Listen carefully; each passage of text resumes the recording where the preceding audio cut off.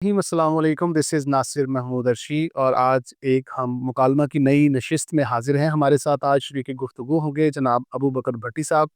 आप former president रह चुके हैं डीएचए स्टेट एजेंट्स एसोसिएशन के और इलेक्शन कॉन्टेस्ट नहीं कर रहे। बहुत सारे सवालात हैं जिनके जवाबात आज हम उनसे लेंगे और उनसे बात करेंगे। भट्टी साहब, आपका बहुत शुक्रिया, आपने वक़्त दिया। जी, थैंक यू सो मच नसर भाई, आपका शुक्रिया कि आपने इनवाइट किया। अच्छा सर, सबसे पहले मैं ये जानना चाहता हूँ कि 2018 में आप प्रेसिडेंट इलेक्ट हुए, तो आप अपनी कारकर्दगी से, अपनी परफ़ॉर्मेंस से किस हद तक मुतमईन हैं? जी, बिस्मिल्लाहिर्रहमानिर्रहीम। सबसे पहले तो मैं आपके चैनल का शुक्रिया अदा करता हूँ कि आपने हमें इनवाइट किया। अल्हम्दुलिल्लाह मैं 100% अपने मैनिफेस्टो जो मैंने 2018 में दिया था, उससे वो मैं 100% डिलीवर करके ही तो फिर आगे 2021 में इलेक्शन में आया था। ठीक। अगर मैंने डिलीवर ना किया होता तो मैं कभी भी 2021 का इलेक्शन कंटेस्ट ना करता। सही। तो आपके जनरल सेक्रेटरी शाहिद महमूद साहब थे, उनकी कारकर्दगी को आप कितना रेट करेंगे? बेसिकली डीएचए एक अथॉरिटी है और अथॉरिटी बेसिकली कम्युनिकेट करती है प्रेसिडेंट के साथ और प्रेसिडेंट के साथ ही उनकी कम्युनिकेशन होती है। हाँ, कॉरेस्पॉन्डेंस होती है, वो कॉरेस्पॉन्डेंस होती है जनरल सेक्रेटरी के साथ, वो भी थ्रू प्रेसिडेंट। तो वो जितनी भी डीएचए जो है वो एक अदारा जो कम्युनिकेट करता है, आइडियाज़ को शेयर करता है या डिबेट्स करता है या कोई प्रॉब्लम्स होती हैं उसको शेयर करता है, तो वो प्रेसिडेंट के साथ करता है। उनको थोड़ी-सी कन्फ्यूजन हो गई थी कि वो शायद वो ये समझ रहे थे कि ये सारे काम उन्होंने किए हैं, क्योंकि वो लिखते थे और मैं उनको कहता था कि भाईजान ये आप ये चीज़, वो प्रेसिडेंट ने आइडिया देना होता है। लेट्स से आपको छोटी-सी मिसाल देता हूँ कि जिस तरह मैंने उनको आइडिया दिया एग्ज़ेक्टिव ट्रांसफ़र का, ठीक है? वो मैंने कहा जी एग्ज़ेक्टिव ट्रांसफ़र का आप लेटर बना कर डीएचओ को दे दें, तो वो उनको ये शायद फ़ील होना शुरू हो गया कि ये सारे काम उन्होंने किए हैं। तो इसलिए उन्होंने फिर उसी गलतफ़हमी की बुनियाद पे 2021 का इलेक्शन कंटेस्ट किया और फिर कम्युनिटी ने उनको बताया कि ये सारे काम प्रेसिडेंट ने किए हैं, क्योंकि अच्छे और बुरे का प्रेसिडेंट ही ज़िम्मेदार होता है। सही। अच्छा, अब हम जब 2018 में आप प्रेसिडेंट इलेक्ट हुए, उसके बाद एक मार्केट में कैंपेन चली ज़मीन डॉट कॉम के बायकॉट की। उस ज़मीन डॉट कॉम का जो बायकॉट था, आपने ज़ाती हैसियत में ख़त्म किया और बाद में कुछ इतलात ये हुई कि जो आपके कैबिनेट के मेंबर्स थे, उनको ज़मीन डॉट कॉम ने कुछ फ्री पैकेज दिए। इस बात में कितनी सदक? नसीर भाई ये टोटल इल्ज़ाम, और कोई ना मैंने बायकॉट खुद किया था और ना मैंने बायकॉट खुद ख़त्म किया। सिंके बायकॉट जब किया था तो तब कैबिनेट को एतमाद में लेके बायकॉट किया था और उसकी सिर्फ़ एक रीज़न थी कि जो पैकेज था वो अपनी मर्ज़ी से बढ़ा-चढ़ा के 15 लाख तक ले गए थे, 15 से 18 लाख उस टाइम कह रहा हूँ, जो आज पैकेज 25 लाख का है। हमारा वन लाइन एजेंडा था कि यार अगर हम अपना पोर्टल बना सके तो उसके लिए हमने एफ़र्ट की तो उसके लिए भी हमने कोशिश की, लेकिन चूँकि एक बहुत लेंथी प्रोसीजर है, उसमें हैवी इन्वेस्टमेंट्स चाहिए, तो उस टाइम में हमारे पास पैसे भी नहीं थे और इन्वेस्टमेंट्स भी नहीं थी। लेकिन उस थ्रेड का हमें ये फ़ायदा हुआ कि वही ज़मीन डॉट कॉम ने अपने लड़के और लड़कियाँ हर ऑफ़िसेज़ में हमारे भेजे कि आप भट्टी साहब के बायकॉट का हिस्सा ना बनें और आप हमसे सस्ता पैकेज लें। तो विल यू बिलीव कि आप उस टाइम पे हमने जो पैकेज लिए थे एंड पे, वो 7 लाख 8 लाख रुपए की रेंज में आ गया था, प्लैटिनम पैकेज है ना, तो कितना ज़्यादा रिड्यूस हो गया था। ठीक है। क्लोजिंग उसकी किस तरह हुई है, देखिए क्लोजिंग मैं अकेला नहीं कर सकता था। उसमें एक कमेटी चूज़ की, कमेटी बनी, उस कमेटी में मेरा नहीं ख़्याल, मैंने तो आज तक पैकेज उनका, शायद कुछ लड़कों ने कुछ छोटे-मोटे पैकेज यूज़ किए हैं। प्लैटिनियम मेरा आज तक पैकेज नहीं था। हमने मोस्टली मैंने काम ज़मीनों का, प्राइवेट सेक्टर का, डीएचए का किया है, लेकिन डीएचए का बयानों से रिलेटेड ज़्यादा काम किया। कस्टमर सर्विसेज़ से रिलेटेड हमारा काम कम रहा है हमेशा। पूरी मार्केट मुझे जानती है कि हमने हमेशा चीज़ खरीद के बेची है, बयाना करके बेचा। तो ये टोटल इल्ज़ाम होता है, आज भी ज़मीन डॉट कॉम वाले गवाह हैं, मेरे पास वो कॉन्ट्रैक्ट पड़ा है, जिस कॉन्ट्रैक्ट के ऊपर ज़ीशान जो ज़मीन डॉट कॉम का मालिक है उसके सिग्नेचर हैं और मेरे सिग्नेचर हैं। वो मैंने अपनी लास्ट एजीएम में उसको पब्लिश भी कर दिया था, क्योंकि इल्ज़ाम लगा रहे थे, उसमें सारी की सारी जो शिकें थी, वो किसकी फ़ेवर में थी? हमारी कम्युनिटी की फ़ेवर में थी। और मेन इश्यू था, उन्होंने फेज़ 6 उस टाइम पे ऑफ़िस बनाया था डायरेक्ट सेल्स का। उसके ऊपर हमारा एजेंडा था कि यार अब डायरेक्ट सेल नहीं कर सकते। सही। तो वो हमने डायरेक्ट सेल खत्म कराई, इवन अब तो ऑफ़िस भी खत्म हो गया। ठीक। डायरेक्ट सेल पे प्रॉब्लम थी, उसके अलावा लीड्स चोरी का इल्ज़ाम था कि वो लीड्स चोरी कर लेते हैं, वो भी हमने उनसे जो है ना वो सारी क्लियरेंस ली। जो हमारी रिक्वायरमेंट्स थी हमने वो पूरी की।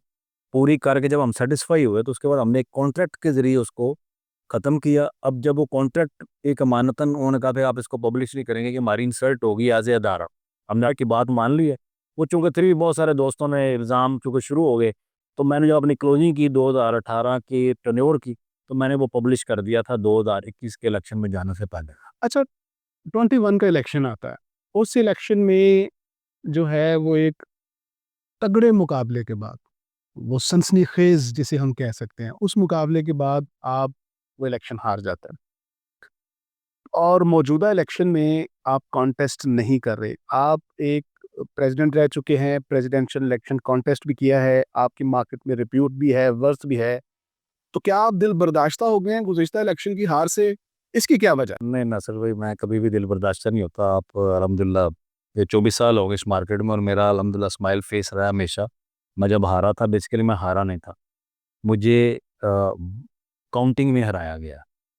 मैं ऑन एयर कह रहा हूँ, आज कह रहा हूँ कि मैं हारा नहीं था। तो इसलिए मैं दिल बर्दाश्त किस चीज़ का होना है। ये काउंटिंग में हराने से मतलब आप किसको? तो ऑब्वियसली इदारे ने अपना रोल प्ले किया बीच में, ऑब्वियसली इदारों ने अपना रोल प्ले किया बीच में। और काउंटिंग में मैं समझता हूँ कि मुझे हराया गया, जो कि कुछ चीज़ें बाद में एक्सपोज़ हुई। लेकिन चूँकि लेट हो गया था, फिर मैंने मुनासिब नहीं समझा कि उसके ऊपर मैं वो बात कर सकूँगा। हमारी कम्युनिटी है, जिन्होंने ये काम किया है, वो ऑन एयर देख रहे हैं, वो जानते हैं, उनको पता है और मैं उनसे ही मुखातिब हूँ कि आपने जो किया, इंशाअल्लाह ताला एक दिन आप एक्सपोज़ होंगे और वो दिन बहुत जल्द आएगा। बहुत, लेकिन सवाल अगेन वही है कि आप अभी ये इलेक्शन कॉन्टेस्ट क्यों नहीं कर रहे? अच्छा, कि हमें जो शुनीद है कि आपको आपके दोस्तों ने माइनस कर दिया और बेपलीदा बना दी। नहीं, ऐसा नहीं है, ऐसा नहीं है। देखिए, मैं अल-खिदमत का पार्ट था। मैंने मियाँ तलत के नीचे इंफॉर्मेशन सेक्रेटरी का इलेक्शन कंटेस्ट किया। ठीक है। उसके बाद मैंने डीएचए रियल्टर्स बनाया। तो डीएचए रियल्टर्स की अल्हम्दुलिल्लाह स्ट्रेंथ हमारी जो है ना, वो 200 के करीब हमारी स्ट्रेंथ थी डीएचए रियल्टर्स की। आज भी अल्हम्दुलिल्लाह जो है ना, वो 15 या 16 दोस्त मेरे, उन्होंने अपना अलहदा रियल्टर्स ग्रुप बनाया। कोई ऐसी बात नहीं, ग्रुप्स बनते हैं, ग्रुप से ग्रुप्स निकलते हैं। अल्हम्दुलिल्लाह डीएचए रियल्टर्स आज भी अपनी पूरी स्ट्रेंथ के साथ खड़ा है और हमने इस इलेक्शन में हाजी अब्दुल लतीफ़ और प्लस पूरी टीम डीएचए रियल्टर्स की है। हाजी अब्दुल लतीफ़ साहब को हम पूरे सपोर्ट कर रहे हैं और उसके नीचे पूरी की पूरी टीम मैंने खुद बनाई है। हाजी अब्दुल लतीफ़ साहब को मैंने खुद खड़ा किया और मैं उनका पूरा इलेक्शन कंटेस्ट कर रहा हूँ और अल्हम्दुलिल्लाह इंशाअल्लाह ताला हम वो इलेक्शन जीत के और उसके बाद 21 के बाद 21 को इलेक्शन है। 21 के बाद मैं पूरी डीएचए रियल्टर्स की इंशाअल्लाह ताला जो है ना, उसकी प्रॉपर एक मैकेनिज़्म उसका बनाऊँगा पूरे ग्रुप। तो गोया आप ये कह रहे हैं कि आपको ग्रुप से माइनस नहीं किया गया। बचा क्या बनी? आपके चंद दोस्त, बल्कि बड़ी तादाद में दोस्त आपसे खफ़ा हो गए, आपसे अलहदा हो गए।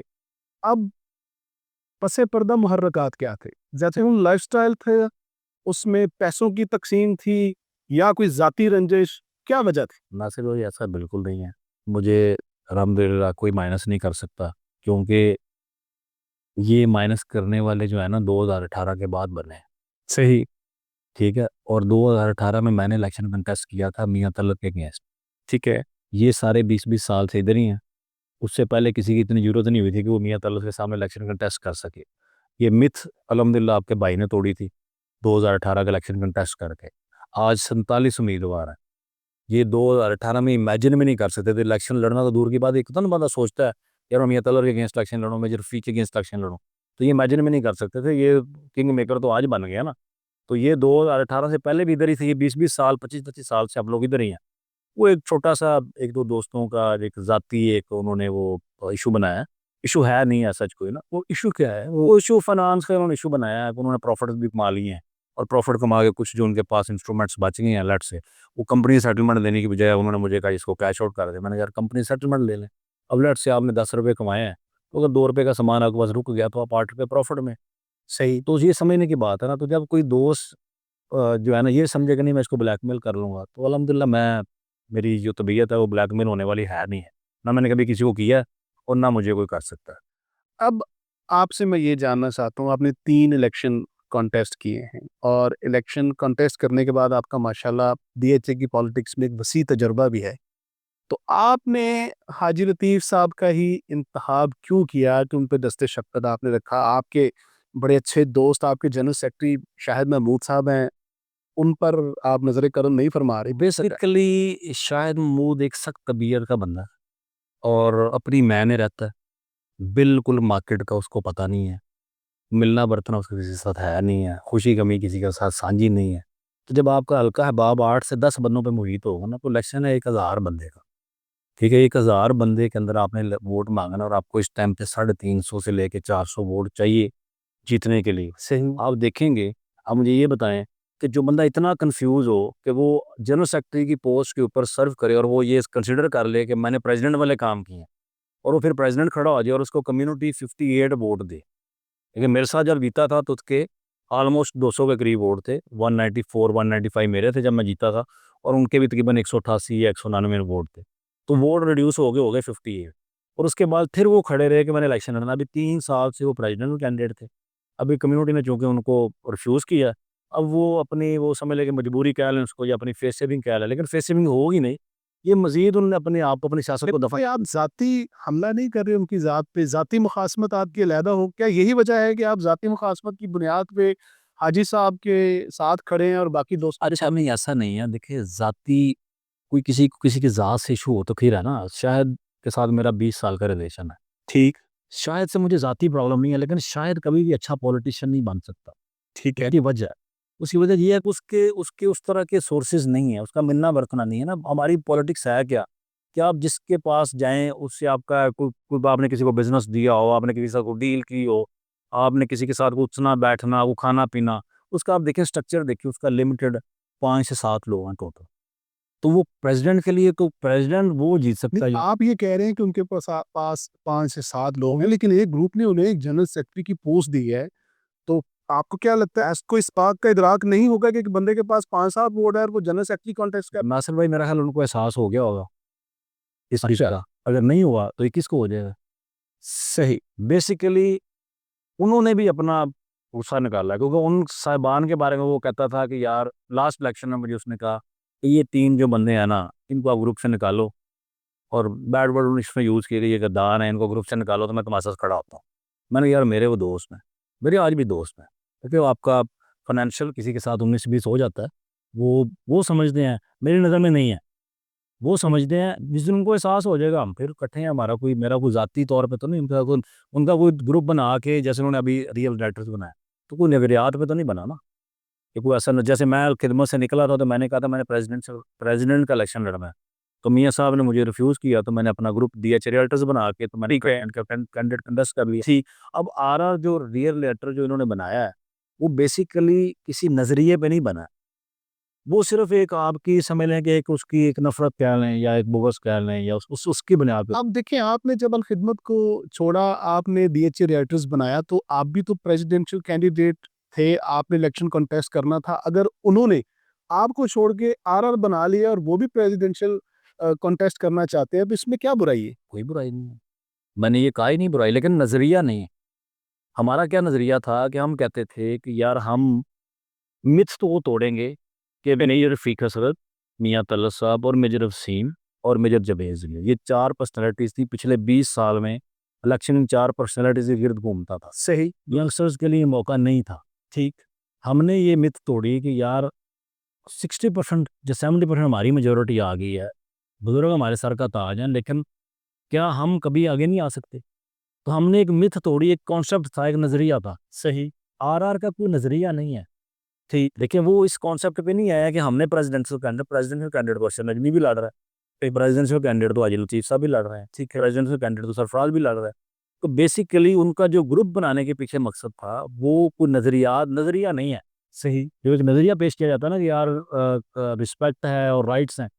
राइट्स और रिस्पेक्ट तो सबकी है। सही। वो तो हम 24 साल से डीएचए से माँग रहे हैं रिस्पेक्ट। अच्छा, अभी हम थोड़ा-सा गुफ्तगू को आगे बढ़ाते हैं। आप एक बयानिया मार्केट में बनाने की कोशिश कर रहे हैं और जहाँ भी आप वोट के लिए जाते हैं, जिन दोस्तों से मिलते हैं और आप ये कहते हैं कि जो एक मखसूस ग्रुप है, हम आरआर का नाम लेते हैं और आप कह रहे हैं कि उसके पीछे डेवलपर्स हैं, तो डेवलपर तो आप खुद भी हैं। अच्छा, तो आप हाजी साहब के पीछे आप भी खड़े हैं। अच्छा, अगर सवाल मेरा सर जी, जी, जी। पूरा होने दीजिए, और अगर उनके पीछे कोई डेवलपर है, इसमें क्या बुराई है? अच्छा, डेवलपर पीछे होना बुराई नहीं है। सही। बेसिकली उस कॉन्सेप्ट के पीछे हम बात कर रहे हैं कि यार कॉन्सेप्ट क्या है कि एक डेवलपर, लेट्स से आप किसी प्राइवेट सेक्टर का काम कर रहे हैं, वो प्राइवेट सेक्टर हमारी मार्केट के 100 बंदों के पैसे उस प्राइवेट डेवलपर के साथ लगे हैं। सही। अब वो उनको कॉल्स करके थ्रेट कर रहा है, यार उस तरफ चले जाओ, नहीं तो तुम्हारा 2005 करोड़ रुपए जो लगा हुआ है, फिर गिला ना करना। तो हम तो उस थ्रेट्स के खिलाफ हमने बात की, हमें प्राइवेट डेवलपर से इशू नहीं है।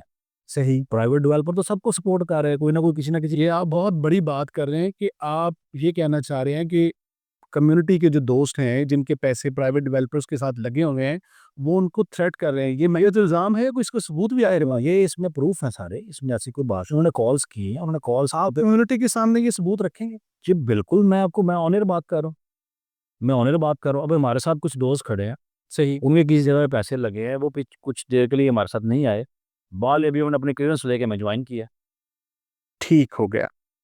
अब ये है कि अब मैं आपको एक चीज़ और क्लियर कर। जी नासिर भाई देखिए, प्राइवेट डेवलपर हो चाहे बड़ी शख्सियात हो, वो हमेशा ही बैक करती हैं। हमेशा हमारे पूरे इलेक्शन में उनकी बैकएंड पे होता है, एप्लीकेशन होती है।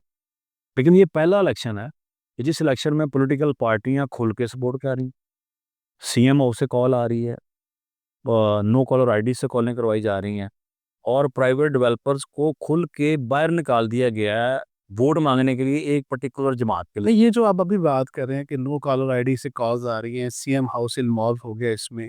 क्या हमारी एसोसिएशन का इलेक्शन इतना बड़ा है कि यहाँ पर सीएम हाउस से कॉल्स आएँगी? जी बिल्कुल, इतना बड़ा हो। महज़ ये इल्ज़ाम तराशी। जी इतना बड़ा इसलिए हो गया है कि इसको ज़ातियना का मसला बना दिया गया है।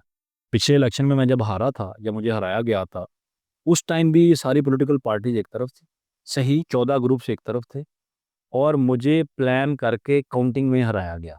सही। वजह क्या थी? वजह ये थी कि हमने इसको डायरेक्शन सीधी कर दी इस एसोसिएशन की। हमने 13-14 ऐसे काम कर दिए, फ्लोर वाइज ट्रांसफ़र हमने कर दी, एग्जीक्यूटिव ट्रांसफ़र हमने कर दी, urgent side plan, completion certificate, ठीक है? ये जितने काम थे, बयाने के ऊपर एक इशू बना डीएचए का, सीवीटी स्टैम्प ड्यूटी हमने 5% रिड्यूस करा के 1% करा दी, पीआर हमने रिड्यूस करा दिया, 1% पे दिया उसको। तो ये सारे ऐसे काम थे जो हमने करके, सिर्फ एक हमारा काम रह गया था डीएचए से इंस्टॉलमेंट्स पे प्लॉट अलॉट कराना। ठीक। अब जो ताकतें होती हैं वो वॉच कर रही होती हैं कि यार ये बंदा जो है ना, इसको रोको, अदरवाइज ये तो ओवरलैप कर जाएगा पूरे सिस्टम के ऊपर। तो बेसिकली मेरी पर्सनैलिटी के ऊपर या मेरे ग्रुप के ऊपर एक चार्ज कर दिया गया पूरी फोर्सेस का, यार इसको नहीं, इनको नहीं आने देना। और वो लास्ट इलेक्शन में भी माइनस अबूबकर फार्मूला लगा, लेकिन वो इम्प्लीमेंट नहीं कर सके। सही। अभी भी माइनस अबूबकर फार्मूला लगाने की कोशिश की है, लेकिन वो इम्प्लीमेंट नहीं कर सके। क्योंकि देखें, मेरी मार्केट जानती है, मैं अपनी मार्केट का कभी भी शुक्रिया नहीं अदा कर सकता कि सारी दुनिया एक तरफ थी और मैं अकेला एक तरफ था, और मुझे इन्होंने 288 वोट दिए, और मेरा डिफरेंस था 9 वोट्स का। मियां तला साहब 9 वोटों से जीते, और मुझे जो 9 वोट ब्लैकलिस्ट के पड़े थे वो काउंट ही नहीं किए गए। जो ब्लैकलिस्ट जो दोस्त हमारे थे, या जो जिनकी एंट्रियां ब्लॉक थी, उनके 7 या 9 वोट थे, वो पोल हुए, काउंट नहीं किए गए। लेकिन इस इलेक्शन में तो जिन्होंने सिर्फ एसोसिएशन की फ़ी जमा करवाई है, वो भी वोट डाल सकते हैं अब तो। सर नहीं, नहीं ऐसा नहीं है। इस इलेक्शन में जिसकी एसोसिएशन की फ़ीस है, प्लस जिसकी डीएचए की फ़ीस है, दोनों कंबाइन होंगी, तो फिर 937 की लिस्ट फाइनल आज कल आ चुकी है, शायद आज आ गई है। 937 है या 940 है। अच्छा। तो ये देखिए, इसमें भी एक कॉन्फ्लिक्ट है। देखें, एसोसिएशन है डीएचए की, डीएचए स्टेट एजेंट एसोसिएशन। अब ये नहीं हो सकता कि आप 5,000 रुपये जमा कराएँ और आप वोट के लिए एलिजिबल हो जाएँ। आइन में कुछ कमियाँ कोताहियाँ हैं, वो वक़्त के साथ-साथ चेंज हो जाएँगी। हमने कुछ बेटरमेंट्स की, जैसे पहले सिर्फ प्रेसिडेंट और जनरल सेक्रेटरी होता था, हमने उसमें अमेंडमेंट की, हमने सेक्रेटरी स्पोर्ट्स किया, वीपी 1, 2, 3 होते थे, हमने वीपी 1 को, वीपी 2, वीपी 3 को ओहदे दिए, secretary sports, secretary welfare, secretary health. आज वो परफ़ॉर्म कर रहे हैं। भई मियाँ साहब ने बड़ा अच्छा काम किया कि उन्होंने सेक्रेटरी एजुकेशन डाल दिया, और दूसरा उन्होंने वाइस प्रेसिडेंट डाल दिया। वाइस प्रेसिडेंट का भी कोई पास मेरा ख़्याल अभी कोई काम की डिटरमिनेशन नहीं आई।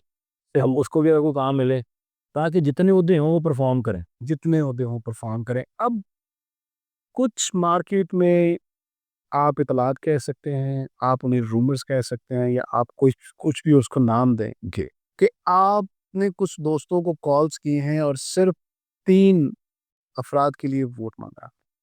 अपने आपको लगता है इज़ इट पॉसिबल? मैंने तो सवाल देखिए, किया ये जो अपना देखें, ये अपना-अपना गेम प्लान होता है, सही। ठीक है?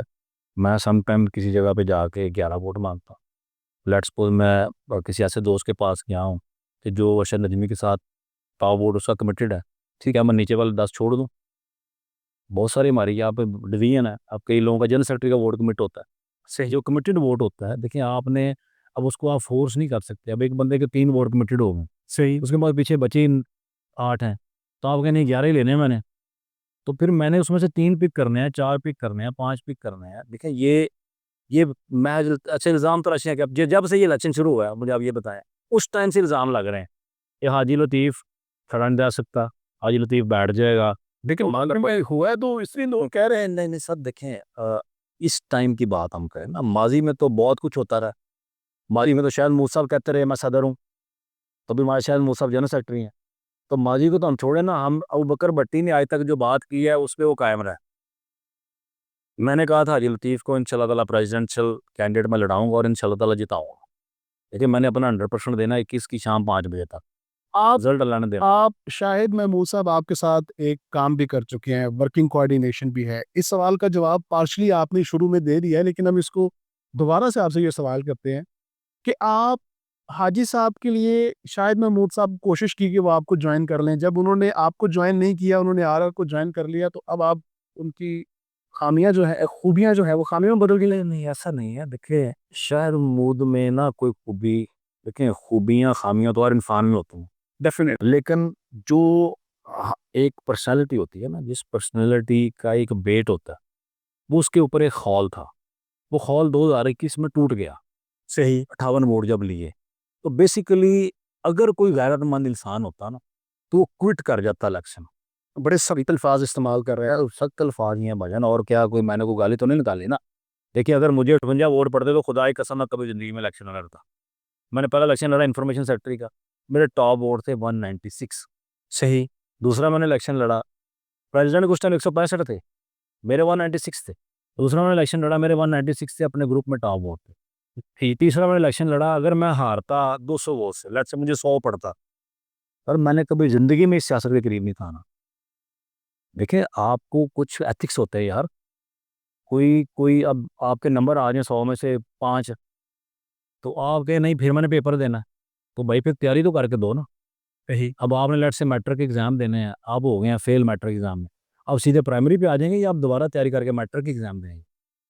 शायद साहब ने तो मैट्रिक एग्ज़ाम में हुए हैं फेल, अब 5वीं में आ गए, या मैं 5वीं से फिर शुरू करता हूँ। तो जिस बंदे को बेसिकली वो कन्फ्यूज़ पर्सनैलिटी है। मेरी पूरी कम्युनिटी कभी भी मेरी कम्युनिटी कन्फ्यूज़ नहीं है और ये कभी भी कन्फ्यूज़ पर्सनैलिटी को वोट नहीं देगी। सही। कभी आप इस इलेक्शन में आप देखेंगे कि शाहिद महमूद साबित होगा कि एक कन्फ्यूज़ पर्सनैलिटी है। सही। लेकिन बाकी मैंने कोशिश की कि मेरी तरफ आ जाए, मैं जनरल सेक्रेटरी तो नहीं ले रहा था उसको, मैं तो एक वाइस प्रेज़िडेंट के लिए कैंडिडेट ले रहा था, ना मैं प्रेज़िडेंट ले रहा था। यानी कि आपने कोशिश तो की है और उनको साथ डाले। अगर वो अब आप कह रहे हैं कि वो जनरल सेक्रेटरी कॉन्टेस्ट कर रहे हैं और वो कंफ्यूज पर्सनालिटी है, सब कुछ है, लेकिन आपने कोशिश तो की कि आपके साथ वो as a vice president contest करे। अब अगर वो नहीं उन्होंने ज्वाइन किया तो कोई बात नहीं आप सर, अरे बातें करें। नहीं देखें, नहीं जॉइन किया, कोई बात नहीं। उन्होंने जिधर जॉइन किया है, उनका ही बेड़ा गर्क करेंगे इंशाअल्लाह ताला। अच्छा। हाँ जी, तो हमारे लिए तो ब्लेसिंग होगी, ठीक है? समटाइम्स आप कुछ ऐसा समटाइम्स आपके लिए कुछ बेहतर होता है, जबकि अल्लाह कहता है आपके लिए बेहतर नहीं है। सही। तो समटाइम्स आपके लिए कुछ चीज़ बेहतर नहीं होती, वो अल्लाह कहता है ये बहुत बेहतर है। तो मैं समझता हूँ हमारे लिए ये बहुत बेहतर हुआ कि शायद महमूद साहब हमारे साथ नहीं आए और शायद महमूद साहब ने as a general secretary choose किया और अल्हम्दुलिल्लाह हमारे पास उससे बहुत बेहतर कैंडिडेट इजाज़ अमीन मौजूद है। सही। मेरी कम्युनिटी पूरी उसको जानती है, वो डिटरमिन लड़का है, मास्टर्स है, अपने काम का कमिटेड है, सोशल मीडिया से लेके चीज़ों तक एमबीए, ठीक है? मल्टीनेशनल्स में काम किया हुआ, डीएचए का एक्सपीरियंस है। तो इसको पता है कि चीज़ों को हैंडल कैसे करना है। ठीक, कन्फ्यूज़ नहीं है। उसको पता था कि उसने जनरल सेक्रेटरी लड़ना, उसने जनरल सेक्रेटरी लड़ा। ठीक है? उसने ये नहीं कहा कि भाई मैनू एसवीपी कर दो या मुझे कोई वीपी कर दें या मुझे जनरल सेक्रेटरी करना है। उसका पहले दिन से स्टांस क्लियर था कि मैंने जनरल सेक्रेटरी लड़ना है और भाई मैंने जनरल सेक्रेटरी लड़ना है। ठीक हो गया। अब आप हमारे प्लेटफॉर्म से कम्युनिटी को कोई पैगाम देना चाहें तो बराह रास्त आप कम्युनिटी को पैगाम दे सकते हैं। मैं अपनी पूरी कम्युनिटी को ये बताना चाहता हूँ कि आपके सही मानों में हाजी अब्दुल लतीफ़ ही आपका प्रेसिडेंट का कैंडिडेट सूटेबल है। आप कंपैरिज़न करें। आप कंपैरिज़न करें कि एक ग्रुप आपका वोट माँग रहा है, कतर से सिफ़ारिशें डलवा रहा है लोगों के लिए। दूसरा ग्रुप क्या कह रहा है, दूसरा ग्रुप चैम्बर ऑफ कॉमर्स से मदद माँग रहा है और वो कहते हैं हम बाइज़्ज़त हारेंगे। तो इलेक्शन तो जीतने के लिए लड़ा जाता है। जिनका कॉन्सेप्ट ये हो कि हम बाइज़्ज़त हारेंगे, तो इसमें इज़्ज़त बेइज़्ज़ती का तो मसला कोई नहीं है और उनके एक पुराने बुज़ुर्ग कहते हैं कि जी ये नेकी और बदी का इलेक्शन है। तो नेकी और बदी कहाँ से आ गई भाई? ये डीलर एसोसिएशन का इलेक्शन है, 4 कंटेस्ट कर रहे हैं, 1 जीतेगा, 3 हारेंगे, तो जो 3 हारेंगे वो दुश्मन थोड़े हैं। और तीसरा जो है वो बिल्कुल मेरी मुखालफत में इलेक्शन लड़ा जा रहा है।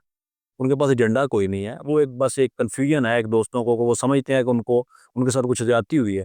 जो वक्त आने का उनको साबित हो जाएगा कि ज़्यादती नहीं हुई, वो खुद ही कन्फ्यूज़ थे और वो खुद ही गलत है। तो वो इंशाल्लाह ये देखें, आप कंपैरिज़न करें, हाजी अब्दुल लतीफ़ एक शरीफ आदमी है, जानदार है, आपका जो है वो आपको पूरे उनसे 3 कंटेस्ट किए इलेक्शन यहाँ पे और टॉप वोटर है, और कम्युनिटी बेवकूफ़ तो नहीं है। कि कम्युनिटी ने उसको पहले जिताया, कम्युनिटी ने उसको फिर जिताया, कम्युनिटी ने उसको फिर जिताया और तीनों दफ़ा वो टॉप वोटर है। अब वो आपसे माँग रहा है प्रेसिडेंशियल कि मुझे प्रेसिडेंट की सीट दें ताकि मैं डिलीवर कर सकूँ जो उसके पास विज़न है। वो उसका विज़न क्या है? सबसे पहले उसने अपना मैनिफेस्टो दिया। सही। उसी मैनिफेस्टो को बाकी तीनों ने कॉपी किया है। सबसे पहले हमने कहा कि डीएचए एसोसिएशन का अपना प्लाज़ा होगा। सबने मज़ाक उड़ाया कि प्लाज़े का क्या करना है? फिर सबने कहा ज़ाती दफ़्तर होगा, उसी को जोड़-तोड़ करके उसको बनाया।